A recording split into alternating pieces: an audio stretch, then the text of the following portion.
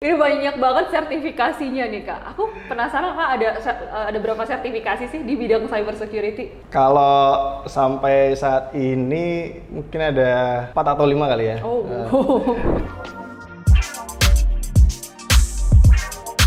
Podnet, ngobrol asik seputar IT dan karir. Hai IT people, welcome back to Podnet, podcastnya Coursenet. Balik lagi bareng aku, Minet Veda, dan hari ini kita kedatangan salah satu narasumber jauh-jauh belajar ke UK.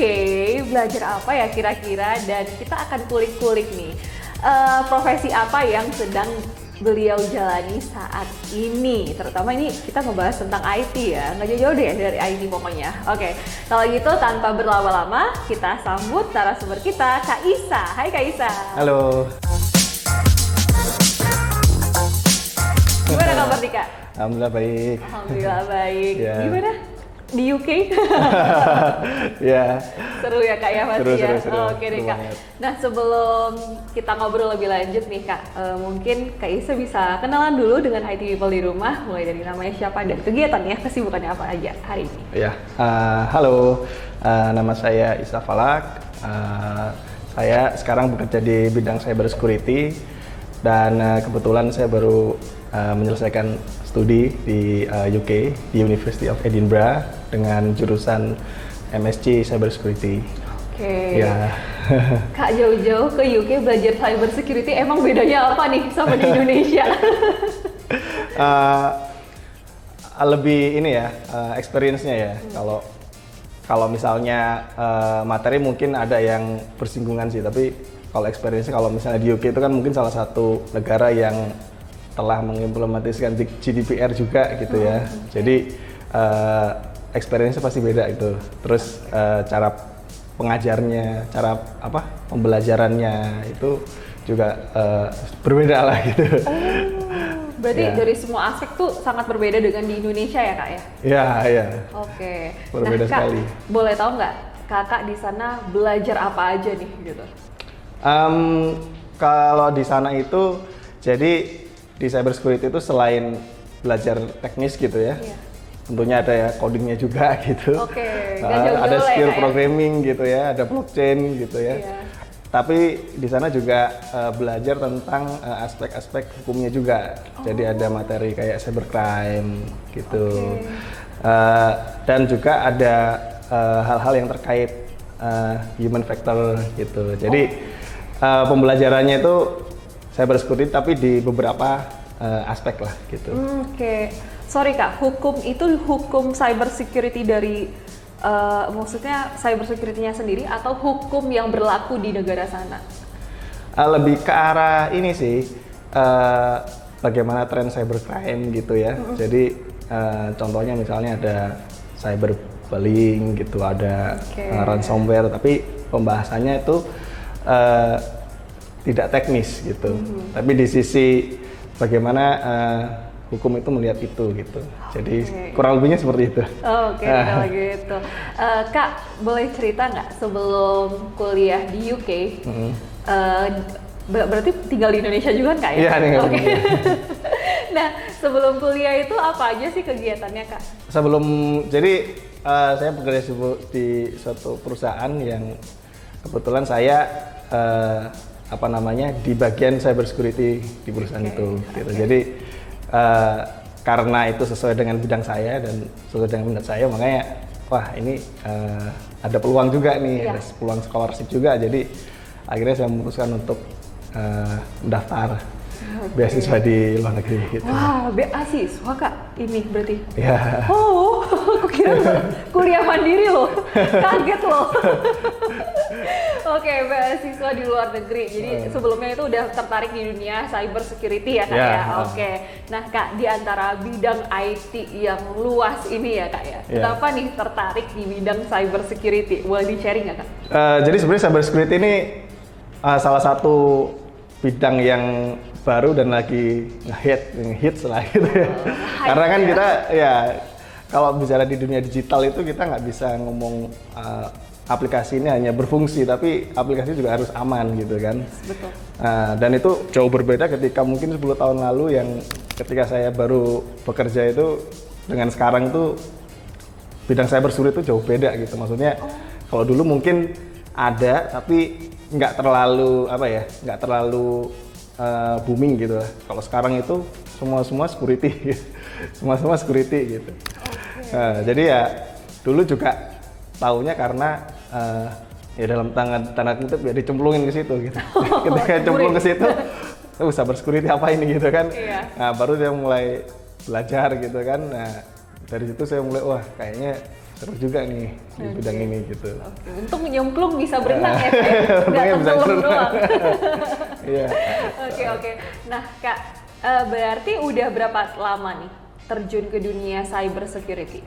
Kurang lebih 5 tahunan ya. 5 tahunan ya, berarti ada kalau dulu kuliahnya juga IT juga nggak sih Kak? Kalau dulu saya di teknik elektro. Oh elektro pindah ke cyber security, Iya. jauh ya Kak ya? Oh iya, agak melenceng. Tapi tahu cyber security dari elektro ya kan? Kayak Iya. nggak mungkin dia belajar cyber security, mungkin nggak sih Kak? Waktu dulu nggak kan ya?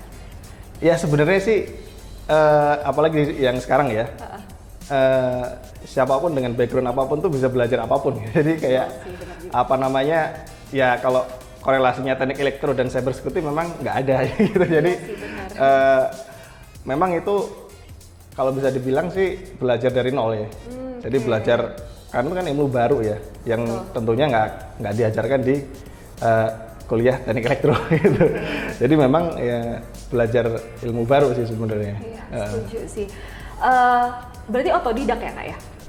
Otodidak, experience juga gitu kan, by experience juga, by training juga gitu kan, training, sertifikasi itu juga salah satu cara untuk belajar cyber security juga sebenarnya. Dia berarti otodidak, kemudian ada paid training juga sama satu lagi apa Kak tadi? Experience ya, work experience. Iya. Berarti pernah bug bounty gitu-gitu nggak sih Kak? Atau kebetulan saya bukan yang cyber security bidang itu sih. Ini dia nih, cyber security kan luas banget ya. Mungkin Kak Isa boleh diperjelas lagi nih, maksudnya kayak kakak tuh fokusnya ke cyber security yang mana nih gitu. Iya. Jadi ya bener sih, cyber security itu salah satu bidang yang luas sebenarnya. Jadi ada yang tadi bug bounty itu kan lebih ke arah red team gitu ya, pentest gitu ya. Cara mencari celah, terus dikasih tahu ngobatinnya gimana gitu. Kalau di saya memang ada pentest gitu ya. Tapi bukan orang yang melakukan pentest gitu, lebih ke arah mensupervisi gitu. Terus mengakses gitu, lebih ke arah assessment, governance. Nah, jadi kalau saya pribadi sih arahnya sih ke situ ya. Jadi ke assessment security, ke governance dan supervisi yang terkait pentest tadi lah, kurang lebihnya sih kayak gitu. Berarti lebih tinggi daripada pentester, betul nggak Pak? Bukan lebih tinggi, karena kita kan berpartner ya. Oh iya. Kita berpartner dengan pentest gitu. Jadi kita kita punya kebutuhan apa? Karena memang kalau pentest itu kan memang umumnya itu dari pihak ketiga itu biar tidak ada konflik of interest gitu. Kalau kita sedang pentest kan ya ada kadang-kadang ada konflik of interest kan. Betul. Jadi memang idealis seperti itu sih. Jadi kurang lebihnya seperti itu. Oke deh Kak.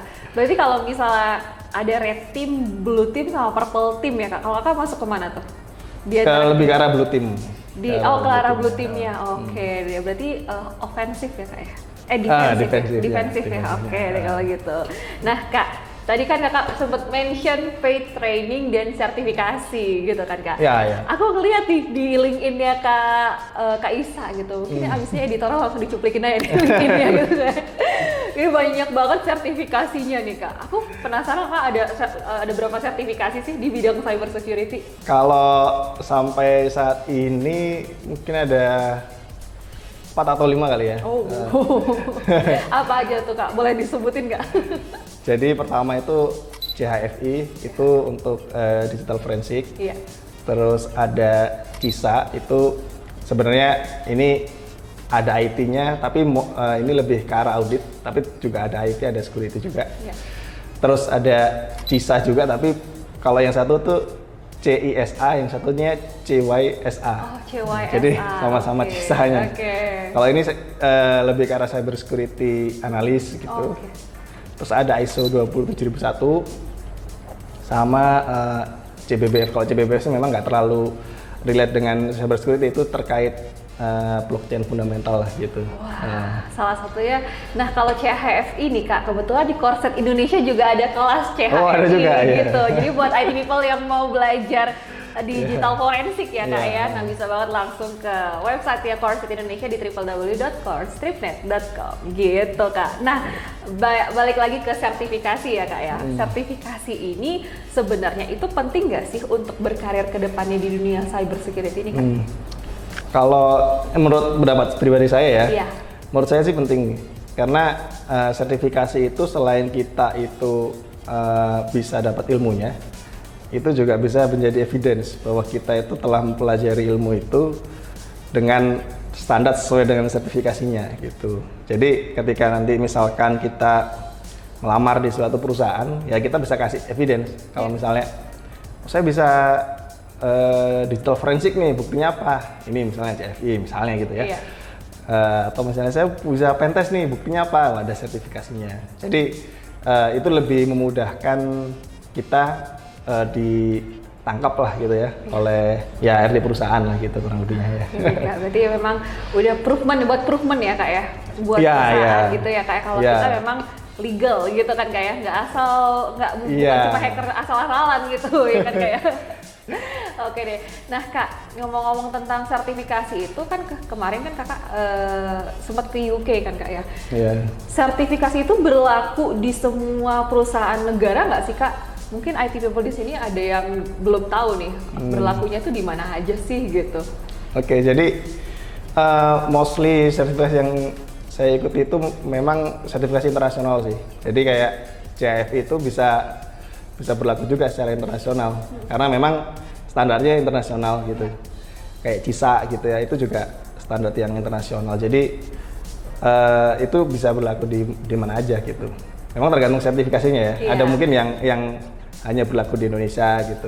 Tapi mostly yang saya ikuti itu berlaku di internasional gitu. Oke, deh, berarti aman ya Kak ya. Mau dimanapun negaranya kalau punya sertifikasi internasional tetap berlaku gitu ya Kak. Oke deh kalau gitu. Mungkin kita bisa ngobrolin tentang CHFI ya Kak ya. Kebetulan karena ada kelasnya di Coursenet gitu. Nah Kak, aku mau tanya dong Kak, pengalaman Kakak saat ikut tes CHFI itu tuh kayak gimana sih? Apa sih yang dites gitu? Kalau dulu lebih ke arah kan materi CF itu banyak ya gitu ya. Ada bagaimana cara kita menjaga evidence itu agar tetap terjaga, agar tidak ditemper ketika kita menganalisa gitu. Ada dokumen yang harus dipenuhi. Nah, ujiannya itu ada beberapa hal. Pertama biasanya terkait teorinya. Terus yang kedua terkait use case-nya gitu. Jadi kalau kita kayak gini yang paling baik yang mana gitu misalnya gitu. Nah, jadi memang kadang-kadang di situ experience itu berguna gitu untuk menjawab soalnya gitu. Kalau teori mungkin bisa kita baca ya. Cuman kalau use case kan kadang-kadang experience itu juga membantu sih gitu. Oke deh Kak.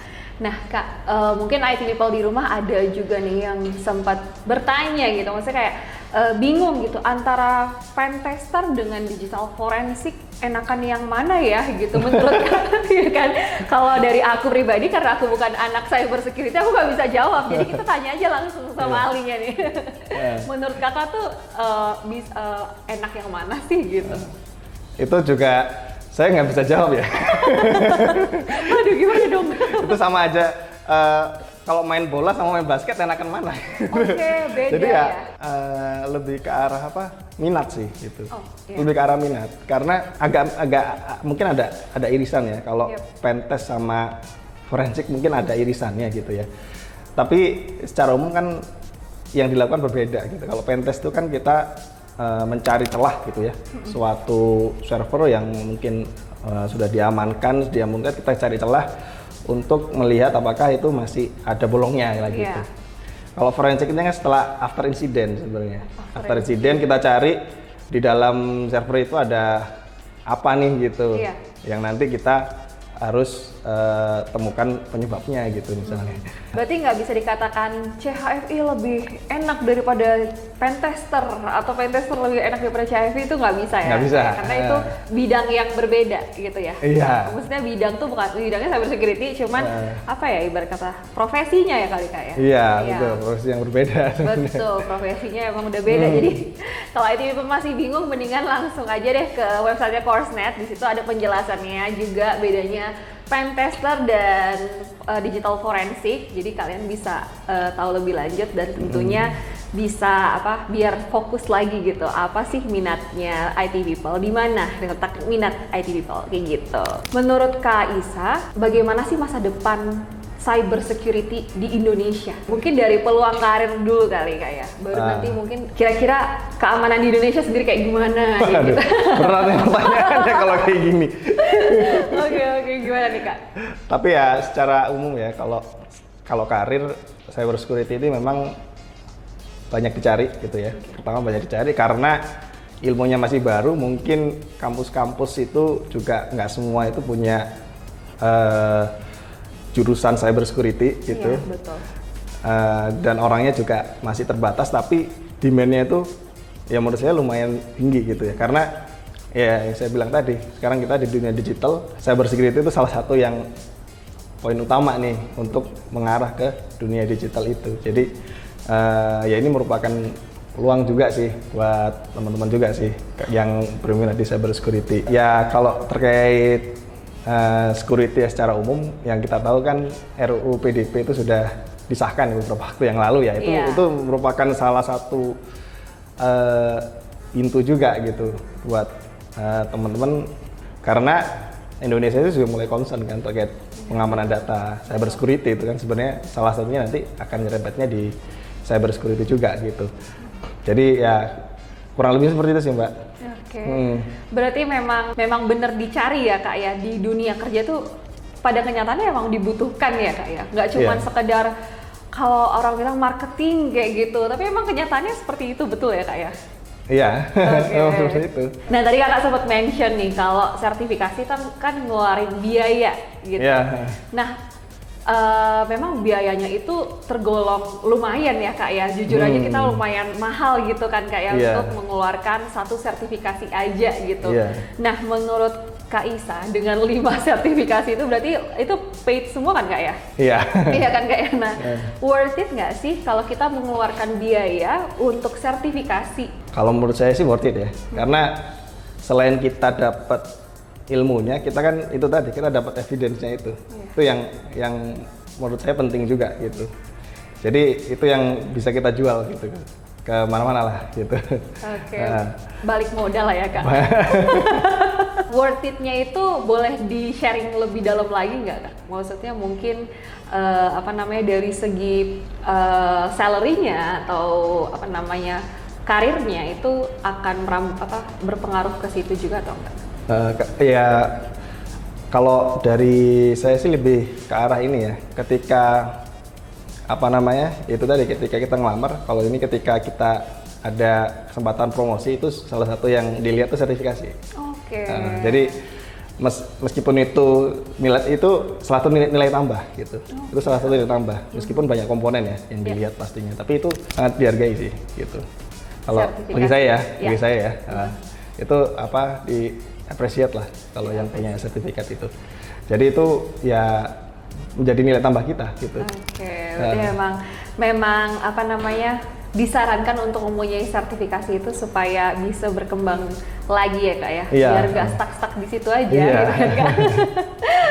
Oke, nah buat IT people semua yang mau ambil sertifikasi nih, mau itu di bidang CHFI atau di CEH, ada juga kita ada mobile pentester juga nih Kak di Course.net, dan juga ada yang baru nih adalah CPEN, sertifikasi CPEN dari Easy Council. Nah, buat teman-teman yang mau ikut sertifikasi di bidang cyber security, bisa banget di Course.net Indonesia.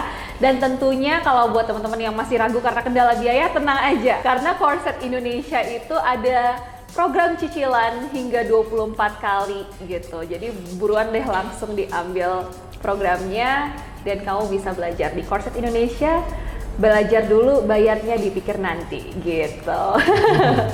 Nah Kak, kita nggak kerasa nih di penghujung Potnet. Oke.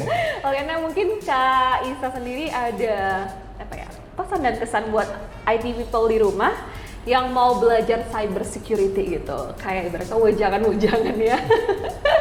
Dari Kak Isa sendiri gimana nih Kak? Boleh silakan. Ya buat teman-teman yang mau belajar, jangan siakan ini manfaat dari Coursenet juga. Iya. Sekarang itu ilmu itu sudah open gitu, jadi teman-teman tuh bisa belajar apapun. Salah satunya cyber security. Kalau mau cari literatur training gitu ya di Coursenet ini, semuanya di internet, di Coursenet tuh ada semua. Jadi teman-teman jangan ragu kalau mau berkembang, terus upgrade skillnya. Gitu. Oke, karena kalau upgrade skill berarti kita tetap hidup dalam berkarir ya Kak ya. Ya. Oke deh kalau gitu, thank you banget ya Kak Ya, Isa sama-sama. udah mampir di Potnet gitu, dan Ya. juga dari UK kayak ini di Indonesia. By the way udah tinggal lagi ya di Indonesia ya? Ya, Kak, emang di Indonesia sih tinggalnya. Oke deh, berarti udah selesai beasiswanya udah ya Kak. Oke deh, thank you banget Kak Isa. Ya, Jumpa makasih. lagi di Potnet selanjutnya ya Kak. Ya. Oke deh. Nah IT people itu ya tadi sekilas obrolan aku dengan Kak Isa, menarik banget kan. So buat teman-teman semua yang mau belajar lebih lanjut di bidang cyber security, kamu bisa langsung kunjungi websitenya Coursenet di www.coursetripnet.com. Nah di sana kamu bisa langsung cari informasi terkait dengan cyber security. Seperti itu. So jangan lupa like, comment, subscribe, dan nyalakan bel notifikasi kamu untuk info seputar IT lainnya. See you on the next video. Goodbye.